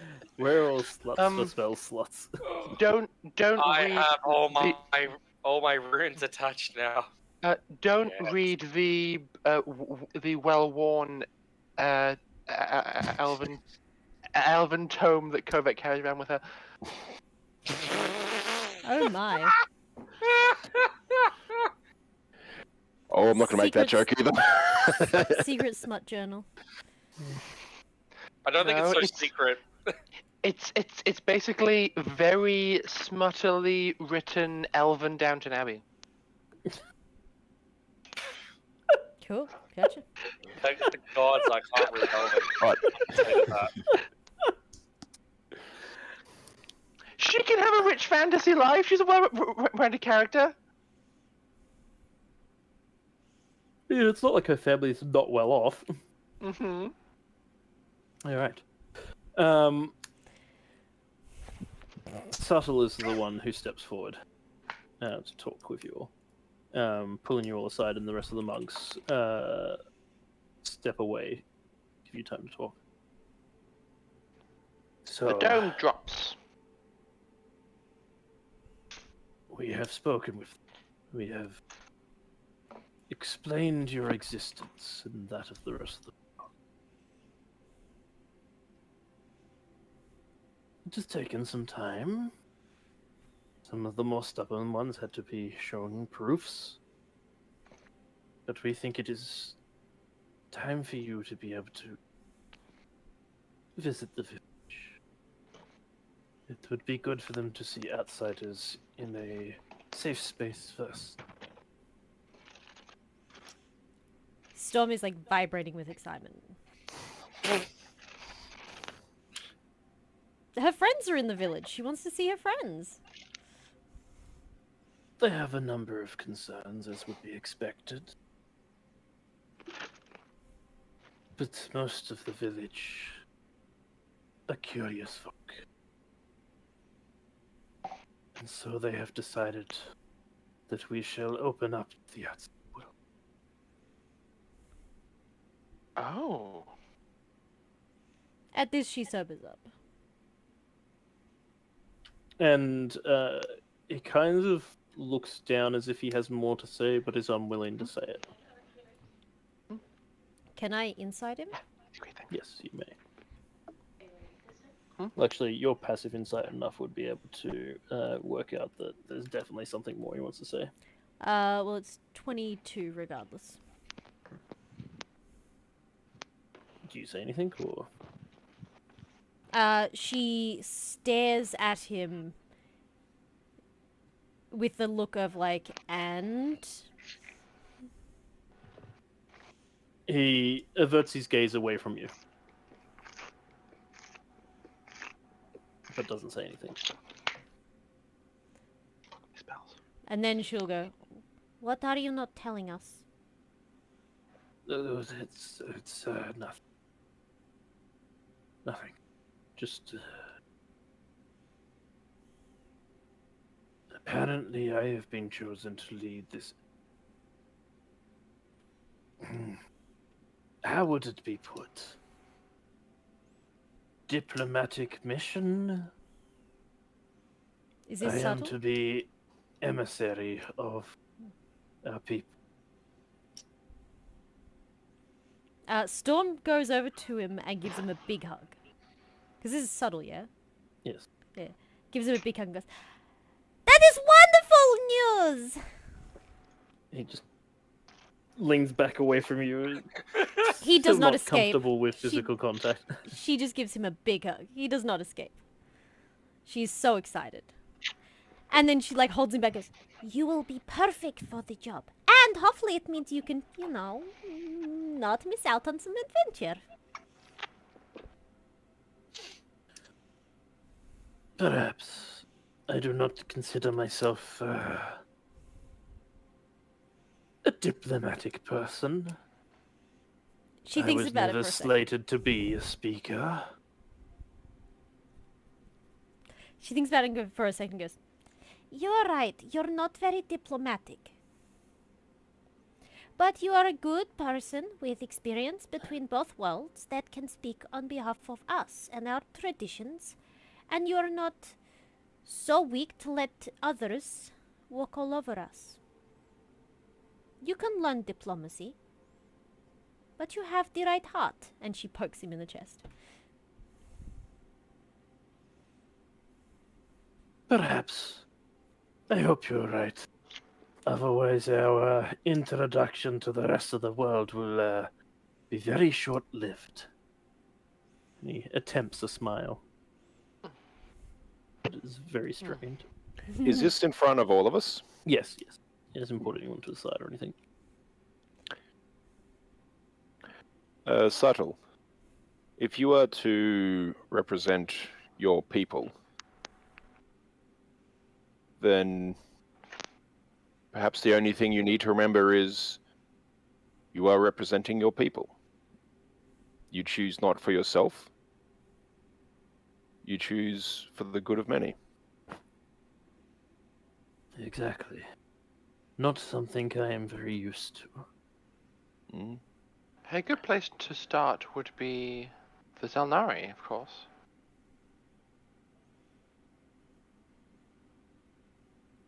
That is your people, is it not? Indeed, we are an international peacekeeping organization with many ties to many different nations. Storm goes over to Barda at this point. Barda, the stones. Can we leave one here?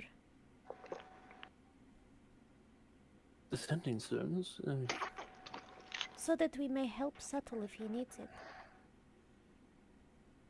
So that if the people need help, we can come to their aid. We could potentially be their first alliance. Perhaps we could. We only have the one you and I have. I know. I know it is asking a lot, but... we have a mug. They do not. You have matured a lot since I last saw you. She runs in circles around Barda as if proving a point. Goes, I don't know what you're talking about. My mistake. My mistake. And she will pull out her sending stone and put it into your hand.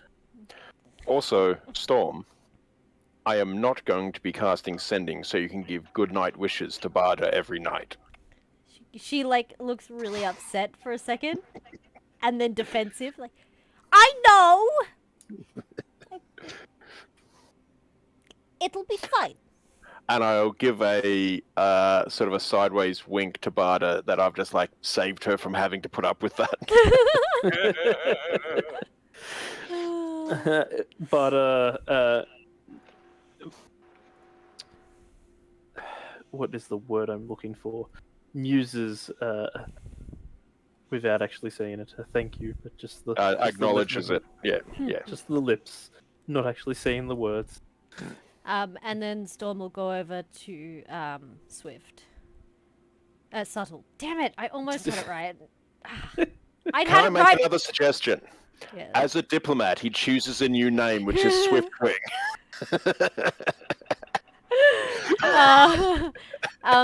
She'll go up to Subtle and hand him the rock and say, if you ever need us, once per day, you can use this stone to communicate with the person on the other side of the other stone. And she pulls out the other stone from her bag.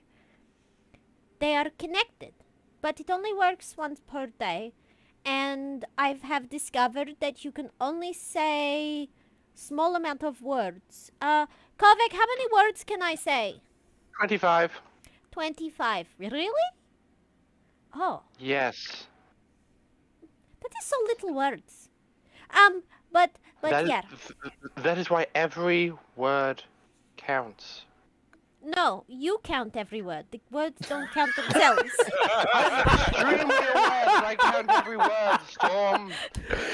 It has not passed my notice, but that has become my responsibility. Breathe, Kovac. Breathe. I appreciate you, Kovek. Anyway, so if you are having trouble or you need a question answered, or maybe I will just check in with you from time to time. Here is a rock. You'll figure it out. You just have to spend some time with it. He holds it. It looks like a rock with scribbles on it. Yeah, it is. How does one use it? Just spend some time with it. You'll figure it out. You know, like when we meditate and we become one with our weapons. It's like the same. Ah, very well. Like when yeah, you know what I mean. You will see, it is easy, but as Kovek said, it's only 25 words, so think before you speak. Wise words, that. Perhaps you should take them on board. No, I'm fine. I always know what I'm saying. Sometimes. It'll be fine. 60% of the time it works. All of the time. Kovek, so if we're looking at things from like Subtle's perspective and we're seeing Storm, Kovek walks from like left of frame to right of frame, giving a very knowing look to Subtle. Like, Perhaps it is good for you to go to the village now. I would like that very much. Are they doing okay? I know it is big news for them. Is there anything you didn't tell them so that I must know not to tell them? I told them what I could. Do they know that Atwa walks among them? That one was harder to explain. Is he going to be a problem? You both look over at him just sitting there hovering in the sky. Probably not. He does plan on leaving, as he said. It's true. I'll leave it to you to break the news to him. And at that he turns to leave, but stops for a moment and turns back to the rest of you. And he goes, "Forgive our hostilities, especially my own when we first met. But you are more than welcome to walk among us as friends." I imagine our mere presence will be alarming enough, so shall we abstain from any overly flashy displays of magic for now? For That would probably be wise, yes. Kovek, we need to take things slowly. So, okay. I will put away my syllabus for Arcane 101 and pull out the syllabus for History 101 instead. This is the point where you actually need magic for dummies. Mm-hmm. Alright. Does Subtle lead us? No, he walks off to the side into another room, as he is expecting you to talk to your father first. Ah. Yeah, she didn't even think of that. Oh yeah! Is he coming? She just presumed he would. It has not yet been 2 days. Or has it? It has not been 2 days, it's been Yeah. 1 day. He should totally come, it'd be funny. Are you going to talk to him, though? Are you going to explain to him everything that's happened? I presumed he was there and listening. He was not paying attention, he was meditating. Oh, okay. In that case, she will go over to him. He's kind of a slacker sometimes, this guy. Yeah. She runs over to him, ignoring the fact he's meditating, and like pushes on his shoulder. Wake up! Wake up! I am awake. Okay, well, pay attention. I am paying attention. Oh, well, I don't have to tell you what's happening then? No, what is happening? Then you are not paying attention! I mean, I'm paying attention now. Well, didn't say that! That is different to paying attention. Is it? Yeah! What is it? Oh, yeah, the village has decided they are going to learn about the outside world. Yeah. So the decision is made then. Will you come with I us will to be the granting village? you my power. Oh, yeah, that is also going to happen. But that is tomorrow, right? Well, if they have made the decision already, I do not see a reason to linger. You won't stay with us one more day? Do you pull out the kitty eyes? She absolutely pulls out the kitty eyes. He looks down at you. Roll me a persuasion. Oh, God. I'll give you advantage on it. Okay, okay. You get advantage because you're daddy's little girl.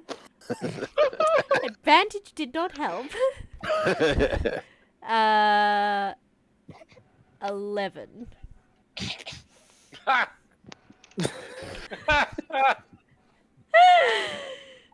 He looks at you and just rolls his eyes. Says,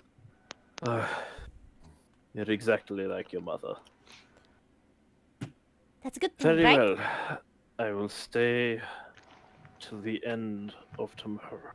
That is wonderful news! Come with us! We're going to go see the village! Come with us! Very well, very well. It has been some time since I've walked amongst them. It would be interesting to see what they've gotten up to. And I guess I do owe them some kind of goodbye. Was not expecting to have to do that. I think we'll skip on that part. What do you You mean? can say the goodbye on my behalf.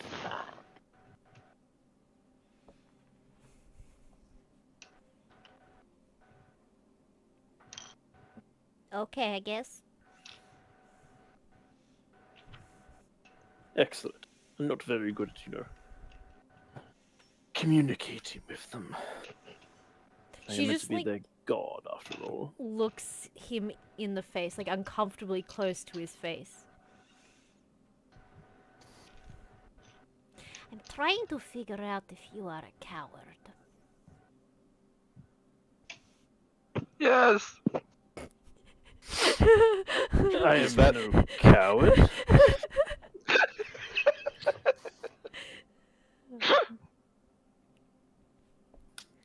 I am the master of the winds. Why would I be a coward?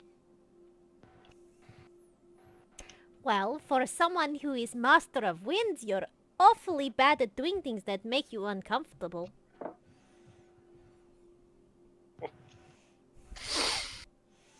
I just, Oh, come on! It's the least you can do is say goodbye to them. They have looked up to you for, what, how long? Like 1,000 years or something? I suppose. It's not really a great thing. Hello, I've been using you all for your power all this time. Goodbye. Okay, okay. First of all, let us fix your speech. How about it is a pleasure to meet you one final time. I have looked over you, but you no longer need me, so I will leave you so that you can grow on your own. See, this is why you should be the one saying it. You know what? I think you always had a speaker, so you didn't have to speak yourself. You're not good with words, are you? I thought that was obvious. Okay, If I fine. speak when I don't need to. Are we all seeing this? Yeah, I don't think he's being quiet about it. Well, Storm's not being quiet. That's definitely true. Storm's never quiet. Okay, okay, fine. I will be your speaker, but you need to be there. I said I will. Okay. And she, like, leans over and gives him a big hug.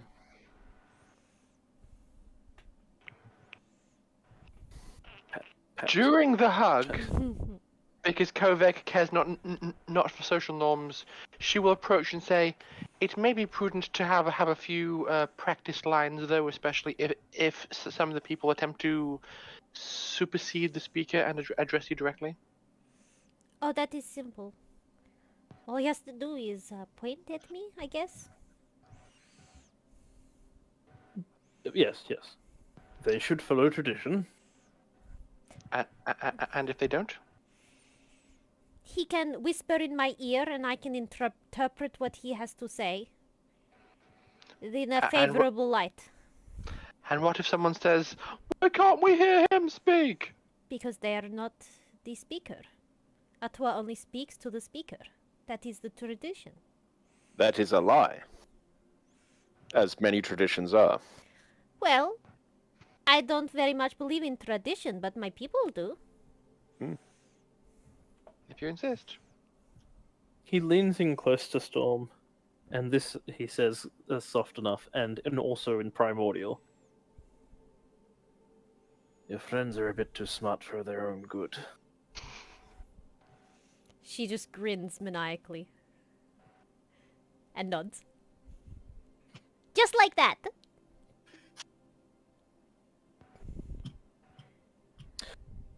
Very well, I will attempt to speak with the masses, if that is what you so desire. Actually, if it makes it easier, you can just speak in whatever it is you just spoke in. I can understand you and I can interpret what you're saying, and they will think that they cannot understand what you say, therefore that is why I speak. It is called primordial, my dear. You should learn to speak our language properly. I thought so! Many notes. Well, apparently I can speak it without realizing or thinking about it, but when I think about it, I have no idea what I'm saying. You have most of a book written in primordial. I I know I can read it. I don't know how or why. Artua, could you fact check that book for me? Just, for first-hand accounts, it could be interesting. Let me see it. What was the book of? It was about, like, elementals and things like that. It was in Tyr's library, and Kovac and Tyr prepared a copy of most of it so that Storm could read it. Apparently she hasn't been. She probably spent a few times reading over it, but got like distracted. So she's bored. So at some point she would like open the book at a random page and read through half a page and get distracted by like a pretty picture and then walk away. She hasn't studied it. I think that's like real life for most of us. Start to read something and then just completely get distracted. ADHD. Hoi. Hoi. Hey. Or more like ADHD. Squirrel. So I'll pull a pencil from my bag and say, as we're walking to town, if you could perhaps circle the sections that are incorrect and add some corrections to the margins, that would be most helpful. Of course, yes, of course. He has a quick glance through it, and then throws it on the ground. Complete trash! Lies, all of it. I go and pick it up. Are you certain? Yes, of course, definitely. Do you question the gods? Oh, wait, what did he give her permission for? I question everyone. Are you gifted with some kind of supernatural capacity for speed reading? I don't need to. I saw enough on my own kind to know that it is complete poppycock. Do you know about other djinn? Of course I do. Then try again. I'm going to take a step back from Kovac in case it's an area effect spell.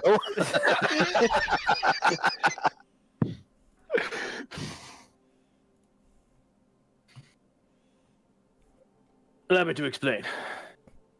This book here claims that it understands the djinn and their ways. It has no idea. It's written by an outsider. No clue.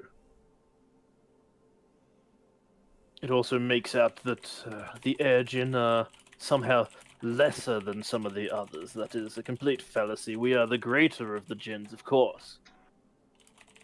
And this he stands up very proudly.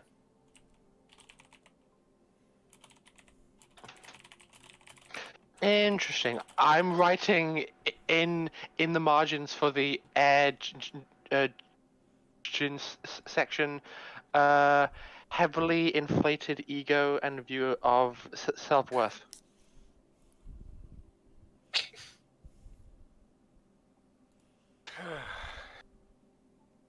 Yep. Full of hot air is another good expression. So you'll see your book is completely wrong, and you should throw it away. I respectfully disagree, and then walk away.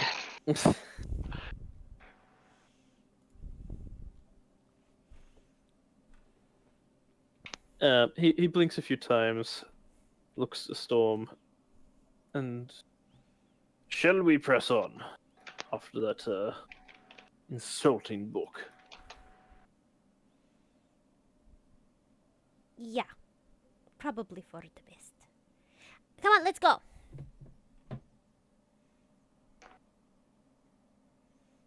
All right. We are short on time after all. Start making your way towards the village. And we will end our session there. So that you are full of anticipation for it. And also because it's almost 10 o'clock. Valid. Rude, but invalid. Rude, but valid. And we will find out just how the village reacts to you next week. Also probably for the best, because my brain is fried. And I want Odd to be here for it too, hopefully. That would also be That's nice. fair. Yeah. Did Audie mention anything about this week? Or rather next week? Not too sure, but we can find out. For now, we need to find someone to raid. Heck yeah, And we we need to do. say thank you to everyone for joining us. We Heck hope yeah. you had some fun. Thank you for hanging out. It was a bit of a exposition and talking session, but things are a bit safe at the moment. There's been a whole lot of hectic fights for some time now, and it's about time they had a chance to calm down and relax. And more fights. More and fights. and to decide the fate of an entire nation. Yes, Yeah, well, I mean, that's just already been casually fated on the side. and decided. It's kind of in the job description of the Xel'nari. Yeah, well, Storm had no idea what she was signing up for, and didn't really have a choice in what she was signing up for. She kind of signed up by choosing to leave her village and save Barda. That's called conscription. There's many other words as well. Well, she had nowhere else to go, and given the choice of leaving Barda or staying with Barda, she chose staying with Barda. And if that meant she had to do dumb classes and take stupid courses, she was like, fine, it's a small price to pay. And then she learned to love it. Stockholm Syndrome. Got it. Well, she liked the Like- fact that she could help people. Hmm? She didn't feel helpless. Or powerless. I She like felt helpless how and no powerless. one actually officially joined the Xel'nari to be Xel'nari. It was to further their own goals, or because they had no other choice, or because they were fulfilling a pledge from previous clan members, or Well, hiding away the fact that they were running away from their Marriage. family. technically, Storm did choose to be Xel'nari, but it's because she looked up to Barda and was like, I want to be like that. I want to be like you when I grow up. Yeah, pretty much. Mama. And yeah, and Mug just is along for the ride to get revenge on a bard that minorly pissed him off. Stole his shoes. Stole his shoes and kind of enslaved a thing and gave bards a bad name, so yeah. Yeah. I must say, if nothing else, I must thoroughly respect Mug's commitment to the bit. What, that he's gone through and faced down krakens and gods just to get revenge on a musician he didn't like. Love Now it. that's spite. Powerful thing. But yes, there also will probably be an interesting thing next session where Mug has written a little poem for Kovac. Didn't get to it this time, but that should be. I'll find it. It wasn't quite a point for it there, but probably will be next session. Oh, I'm very intrigued. I'm terrified that it's going to force Kovac to look at herself in any critical manner. Oh, would I do that? Yes. Yeah. Would I have bold and obtuse emotional manipulation within the game?